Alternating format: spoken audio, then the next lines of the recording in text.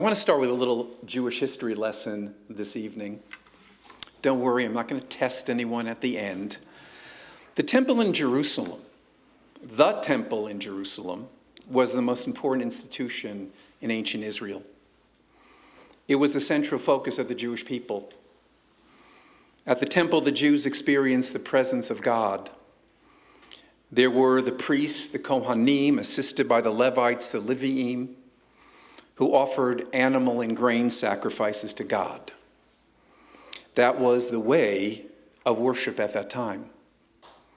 They offered these sacrifices on weekdays, on the Sabbath, the festivals. Individual Jews brought offerings to the temple to express gratitude and remorse. And the temple was the site, and we forget this, where the high priest in ancient Israel would expiate the sins of the people of Israel on Yom Kippur. People made pilgrimages to Jerusalem to experience the pageantry and spirituality of the temple.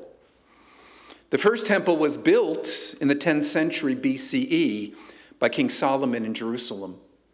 It was destroyed by the Babylonians in the year 586 BCE. The residents of Judah were sent into a short-lived exile in Babylonia in what is present-day Iraq.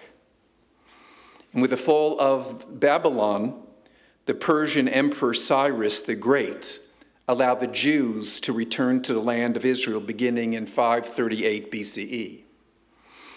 A rebuilt temple was dedicated in 515 BCE, a forerunner to this grand structure called Herod's Temple, which was completed in 20 BCE. That's the lesson. Ultimately, the Jews sought freedom and fought large-scale revolts against the Roman Empire. And we know what happened. In the year 70, the Roman general, later Emperor Titus, looted the temple and leveled it, completely destroyed it. Nothing left. And on Tisha B'Av, every year we literally sit in mourning for the Churban, this destruction. End of history lesson. Why this history lesson is necessary?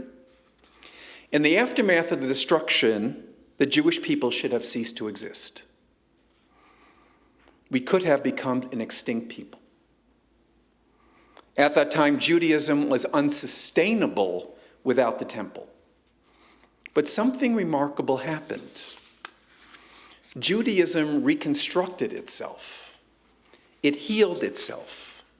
Synagogues replaced the temple as a center of Jewish life. At first, it was a place where Jews just gathered to teach and study Torah. Eventually, our prayer book, our prayer liturgy developed, and the synagogue became the place to experience God through Torah and worship. Friends, this history is important on this Shabbat Eve. We are here to rededicate this sanctuary of this synagogue. This sacred space literally connects us to the very foundation of Judaism from 2,000 years ago. There are many institutions and organizations in Jewish life, but it's a synagogue that is foundational. My teacher, Rabbi Simon Greenberg, wrote years ago, without the synagogue, we may temporarily create a community of Jews, but they can never constitute themselves into a Jewish community. For the synagogue alone speaks of the common strivings of a group of Jews to establish a conscious relationship between themselves and God. It is here, where Jews gather and experience community, and study Torah, and worship our God, and deepen our spirituality, and seek moral guidance, and celebrate life cycle passages, and educate our children, and welcome in people who want to become Jewish, and people who are curious about it.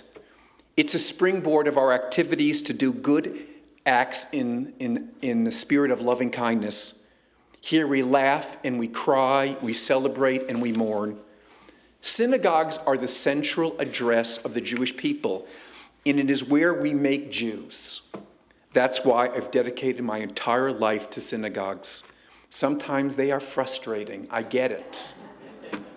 I started with dark brown hair. And some of you did, but I started getting gray the minute I became a rabbi. The survival of Judaism depends on synagogues. We know that the most active Jews are synagogue Jews. So what's the significance of this renovation? It is to create a structure of beauty, accessibility, and practicality that will enable us to live as Jews, to experience the glory of our heritage and history, to create a vessel to live our commitments to our values.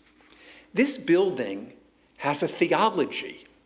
It speaks, it teaches. Here are some of the things it teaches me. First, when you walk through the doors, there is this new gathering space where we can assemble and engage with each other. We are proclaiming that fellowship must be at our core. We must engage each other face to face. Second, this building is welcoming, especially to people who have physical challenges. We have an elevator that connects all the floors and ADA bathrooms. And we have a ramp that will enable any person to come up to the Torah. This building affirms our commitment to inclusivity. The third, we have this beautiful sanctuary with chairs. That was quite a discussion, wasn't it? Boy, was that a discussion. The chairs represent flexibility, reflecting our Judaism, which must be adaptable and evolutionary. Fourth, we have new windows everywhere. Light shines through and allows us to see out into the world and to affirm that we are connected to the challenges of the world. Fifth, we have Jerusalem stone, linking us to the same stone used in Jerusalem, indeed the same limestone that made up the walls of the temple itself. And sixth, we have this ark. And of course, it contains the Torah. But there is this tree of life on the outside. The tree of life is symbolic of the Torah itself. And here is what we say in front of the ark at the end of every Torah service. Eitz chayim hi lamachazikim ba, v'tomcheha me'ushar, deracheha darchar noam, v'chol netivoteha shalom. It is a tree of life for those who hold fast to it, and all its supporters are happy. Its ways are ways of pleasantness, and all its paths are peace.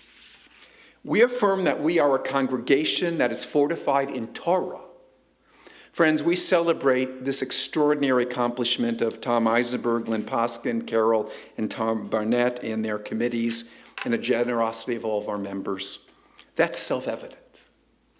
At the same time, we celebrate our rebirth as a congregation, our love of Judaism, our connection to the Jewish people, our dedication to ethical responsibilities, our expression of our faith through beautiful worship.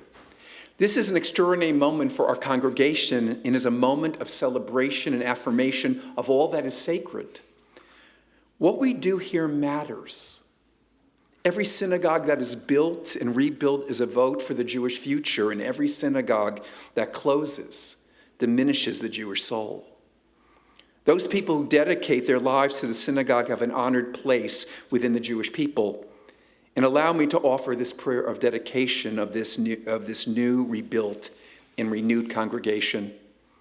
We recall the words with which King Solomon dedicated the temple in Jerusalem.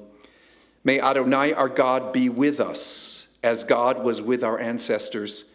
May God not forsake us. May all the peoples of the earth know that Adonai is God, and there is no other. We recall, too, the words of Adonai to Solomon, if you follow my teachings and live by my commandments, I will fulfill my promise to you as I did to David your father.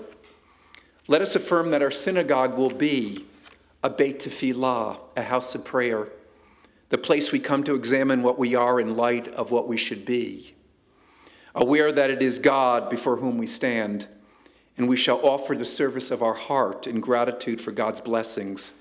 Here we shall renew our faith, seeking comfort and strength. Let us affirm that our synagogue will be a Beit Midrash, a house of learning. Here we shall learn who we are and from whence we come. Here we shall seek a glimpse of our destiny.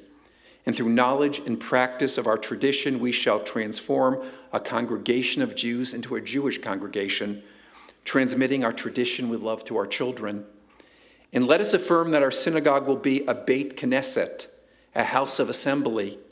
Here we shall share joy and sorrow. May none of us live in isolation, for we covenant with God as a community. And here we shall maintain the covenant together. If we dedicate ourselves, this is no futile dream. Together we shall find the way to realize our highest goals. Together may we make our building a sanctuary, so that all who pass this way may say, surely Adonai is in this place. This is a house of God. This day we recall the dedication of the Israelite sanctuary in the wilderness and the words which Adonai spoke to Moses. And you shall instruct the people of Israel to bring your pure oil of beaten olives of light to maintain a lamp continually. Aaron and his son shall set up in the tent of meeting to burn from evening to morning before Adonai, and this shall be observed by the people of Israel throughout the generations for all time. Eloheinu v'Elohei avotenu v'imotenu, our God and God of all generations. May this structure become a true sanctuary, known to all as a house of God. Grant health of body, mind, and spirit to the leadership of this community. May this synagogue harbor and inspire reverence, dignity, comfort, peace, sanctity, and joy. And together we say, Amen.